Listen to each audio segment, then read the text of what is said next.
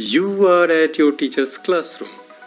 Subscribe कीजिए, bell icon को दबाइए सिंप्लीफाइड इंटरैक्टिव एनसीईआरटी कंटेंट को पढ़ने के लिए।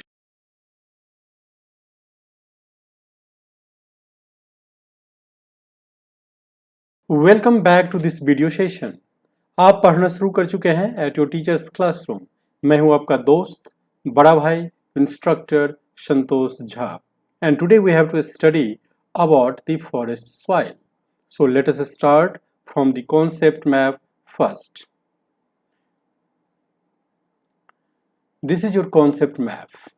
As you have done already earlier, alluvial soil in the video part 6a, the black soil in the video part 6b, red and yellow soil in the video part 6c, laterite soil in the video part 6d. You have already done arid soil in the video part 6e, and today you have to study about the forest soil, and this is your video part 6f. Okay, so my dear friends, today we have to study about the location of forest soil, characteristics of the forest soil and their fertility. We have to also study about what kind of fruits and vegetables, what kinds of crops are available, what kinds of crops can be produced in the case of forest soil. Okay, so what is my learning objective? Just see here. My learning objective will be that after studying this lesson, you will have to know about the classification of soil on the basis of relief features and how to explain the location, characteristic and fertility of the forest soil. And so, before going to start from the for about the classification of soil, we have to discuss some of the very usual screen, as you have already seen in the from last 5 videos. India has varied relief features, landforms, climatic regions and vegetation types. These have contributed in the development of various types of soils. मेरे प्यारे बच्चों, आप ये पढ़ चुके हैं, ये screen आपको कई बार दिखाया जा चुका है। किसमें? क्लासिफिकेशन ऑफ सॉइल में। आपने पार्ट 6 वीडियो पढ़ा जो कि एलुवियल सॉइल के बारे में जानकारी थी, तो आपने एलुवियल सॉइल के लोकेशन को इस मैप में दिखाया। फिर आपने ब्लैक सॉइल पार्ट 6b में पढ़ा और फिर उसका भी लोकेशन आपने दिखाया। रेड एंड येलो सॉइल के बारे में पढ़ा, उसका लोकेशन दिखाया। लेटरेट सॉइल के बारे में पढ़ा, उसका भी लोकेशन दिखाया। और जो लास्ट वीडियो पार्ट 6.5 था, उसमें पार्ट 6d था, उसमें आपने पढ़ा एरिड सॉइल के बारे में, तो उसका भी यहाँ पर लोकेशन आप यह देख रहे हैं। So by putting all these location, maps is looking like very multicolored, and today we have to study about the forest soil. So let us start from the forest soil, and first of all their location. Just see here the India map and the location of the forest soil you can see here from the Himalayan region, और ये forest soil का आपको image है। तो आइए इसके location के बारे में देखते हैं। जैसा कि मैंने कहा कि forest soils are found in the hilly and mountainous areas where sufficient rainfalls are available. तो मेरे प्यारे दोस्तों, हिली और माउंटेनियस रीजन सिर्फ भारत के नॉर्दर्न साइड में तो नहीं है, आपको पता होगा कि वेस्टर्न घाट में भी है और ईस्टर्न घाट में भी है। तो क्यों नहीं हम ये कहते हैं कि वेस्टर्न घाट में भी फॉरेस्ट सॉइल पाया जाता है और ईस्टर्न घाट में भी पाया जाता है। तो क्या आपको याद है, या मैं याद दिला दूं? वेस्टर्न घाट ये भारत का मानचित्र है जिसको आप इंडिया का मैप बोलते हैं, और नॉर्थ इसका डायरेक्शन है, साउथ इसका इधर हो गया, राइट हैंड साइड में ईस्ट हो गया और लेफ्ट हैंड साइड में वेस्ट हो गया। एंड सो मेरे दोस्त, ये आप कह सकते हो कि वेस्टर्न घाट आपका इस रीजन में है जहां माउस की कर्सर को हम वाइब्रेट करा रहे हैं, और आपका ईस्टर्न घाट आपके लेफ्ट साइड में, राइट साइड में इधर है जहां हम वाइब्रेट करा रहे हैं। तो मेरे प्यारे बच्चों, इस दोनों रीजन में भी ऊंचे ऊंचे पहाड़ है। हाँ, हम इस पहाड़ की तुलना माउंटेनियस रीजन, हिमालयन रीजन की तरह से तो नहीं कर सकते, बट यहाँ भी आपको हाईएस्ट पीक मिलेगा लगभग 2000 मीटर के आसपास, 1595 मीटर के आसपास वेस्टर्न घाट और ईस्टर्न घाट में पाया जाता है। मेरे प्यारे बच्चों, यहाँ पर भी आपका फॉरेस्ट सॉइल और जो आप माउंटेनियस सॉइल बोलते हैं वो यहाँ पर पाया जाता है। ओके, आइए देखते हैं कि हम डू यू नो में क्या रखे हैं आपके लिए। हमने इसमें रखा है कि ये सॉइल हमारे देश में कितने लाख स्क्वायर किलोमीटर में फैला हुआ है। तो आपको तुरंत उसका जवाब दे देना है कि forest soil 2.8 lakh square kilometre India में फैला हुआ है। और यदि आप परसेंटेज में क्वेश्चन पूछा जाए तो आप बोल दीजिए कि 8.67% of the total land area of India आपका फॉरेस्ट सॉइल है। ओके, ये आपको याद हो गया। उसके बाद बेटे हम ये पढ़ते हैं कि they are mainly heterogeneous soils. My dear friends, heterogeneous क्या होता है?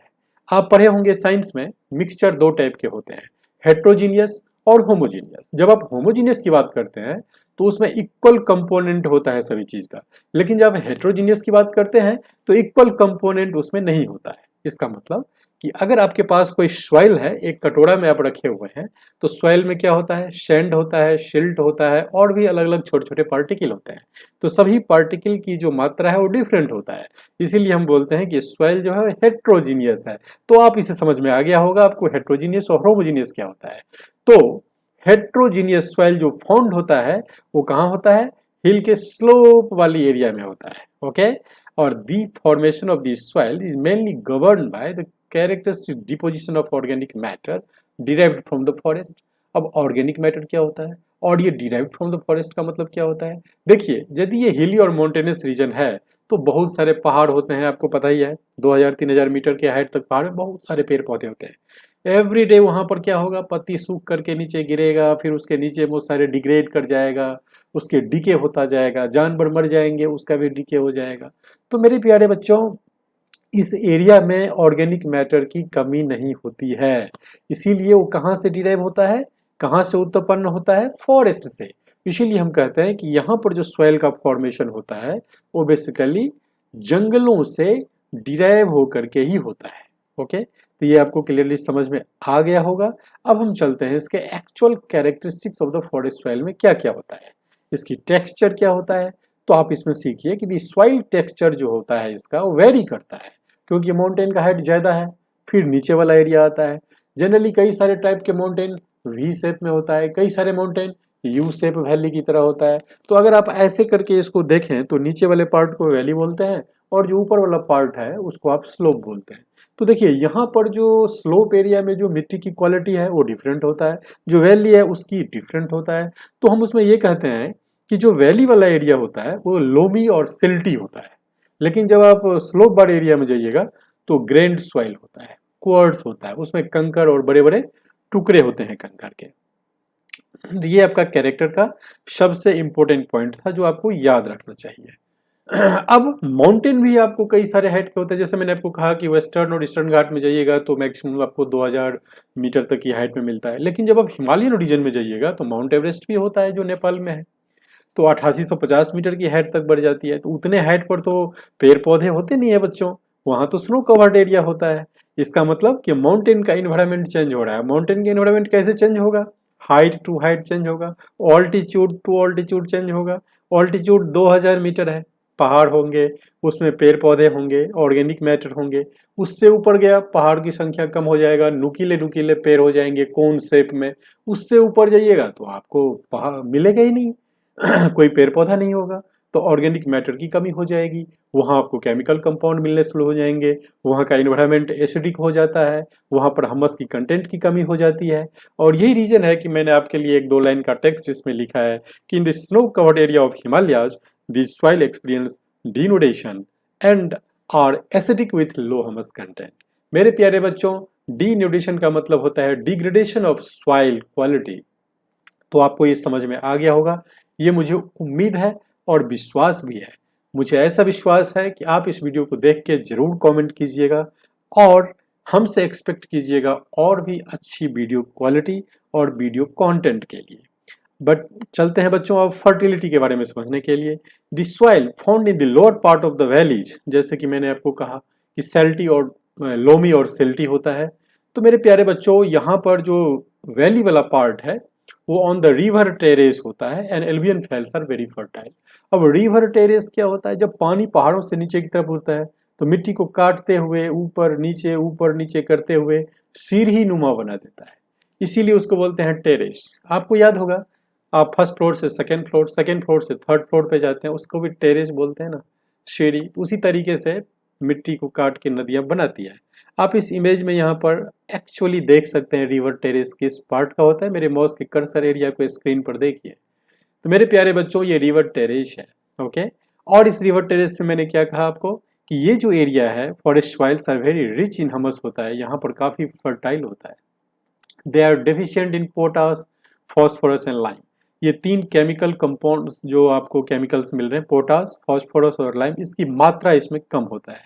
और they require good deal of fertilizers for high yields. अगर आपको यहाँ पर खेती बाड़ी करना हो और अच्छी उपज आप चाहते हैं तो आपको फर्टिलाइजर्स यूज करना पड़ेगा। और वो फर्टिलाइजर्स क्या होगी, पोटाश एलम होगा, पोटाश होगा, फॉस्फोरस होगा, डायमोनियम फॉस्फेट यूज करना पड़ेगा। मेरे प्यारे बच्चों, इसमें एक चीज और भी मैंने आपको लिए रखा है कि ये जो फर्टिलिटी एरिया है वो किस क्रॉप्स के लिए सूटेबल है, थोड़ा सा इसके बारे में भी जानकारी ले लेना चाहिए, क्योंकि ये क्वेश्चन अक्सर कई सारे एग्जामिनेशन में बीपीएससी यूपीएससी के पीटी में भी पूछा जाता है। So they are suitable for the plantation of tea, coffee, spices and tropical fruits, आपको याद कर लेना चाहिए। ये कहाँ पे होता है, इन पेनिनसुलर फॉरेस्ट रीजन में। Wheat, maize, barley and temperate fruits are grow in the Himalayan forest region, तो ये आपको याद रखना चाहिए। पेनिनसुलर फॉरेस्ट रीजन में tea, coffee, spices and tropical fruits, wheat, maize, barley and temperate fruits Himalayan forest region में। So मेरे प्यारे दोस्त, ये वीडियोज आपका कंप्लीट हो गया फॉरेस्ट सॉइल में। क्लासिफिकेशन सॉइल में जो आपने 6 टाइप्स ऑफ सॉइल्स के बारे में डिवाइड किया था वो कंप्लीट हो चुका है, और मुझे उम्मीद है कि ये वीडियो आपको काफ़ी अच्छा लगा होगा। और इस प्रकार की वीडियो देखने के लिए और अपना बहुमूल्य समय हमें देने के लिए हमें आपको धन्यवाद तो कहना ही चाहिए। इसीलिए thanks for watching this video. जय हिंद, नमस्कार।